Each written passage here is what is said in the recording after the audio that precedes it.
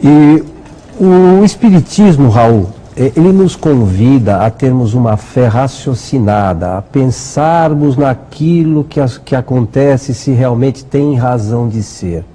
O que você tem a dizer sobre isso, Raul?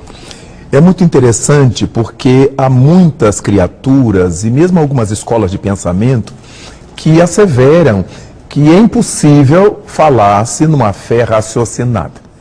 Toda fé, para alguns, é uma fé mitológica, é uma fé mítica ou apenas sentimental, emocional.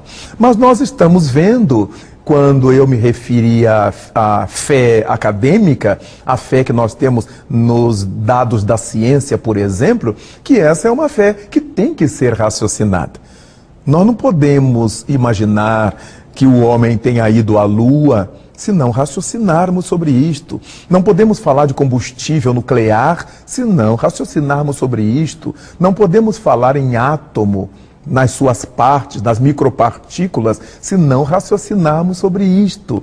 De modo que existe sim uma fé raciocinada. O que ocorre é que a essa fé acadêmica não a chamamos de fé, chamamos de conhecimento. Então, quando Allan Kardec nos fala de uma fé raciocinada, é uma fé via conhecimento. Daí a doutrina espírita nos propor que nós não creiamos nas coisas porque alguém nos tenha dito. Não creiamos nas coisas porque ouvimos falar, mas que tenhamos o hábito de estudar sobre as coisas, para que tenhamos possibilidade de avaliar essas coisas de maneira mais coerente.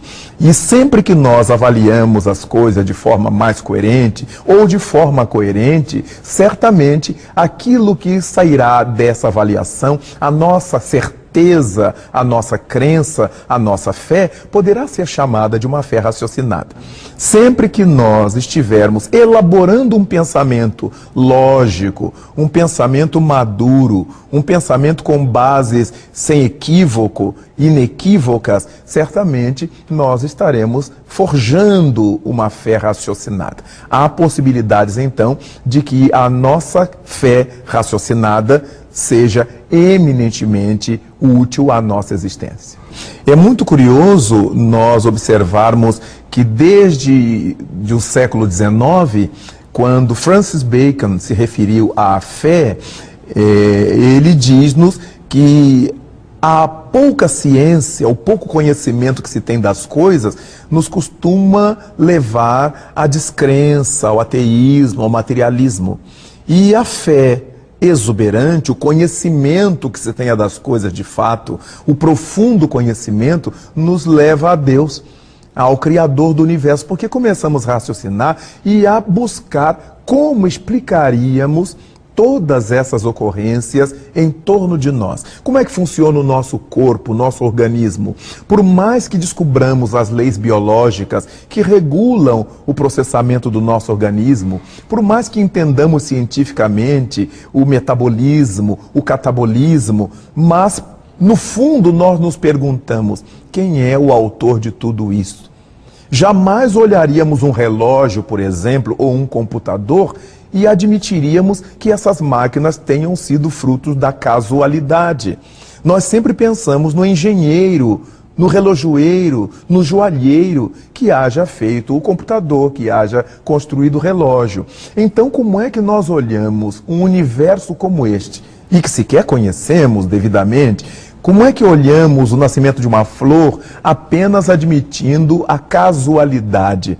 Porque é que no mesmo jardim, com o mesmo humus, recebendo a mesma água e a mesma luz solar, nós temos flores distintas no seu formato, no seu aroma, na sua coloração, no seu tamanho, na sua expressão exterior e na sua intimidade. Há umas que atuam sobre o sistema nervoso do reino animal, há outras que atuam na alimentação do reino animal. Então, como é que essas plantas, essas flores, são tão distintas entre si, tendo nascidas numa mesma estrutura geológica, no mesmo trato de terra?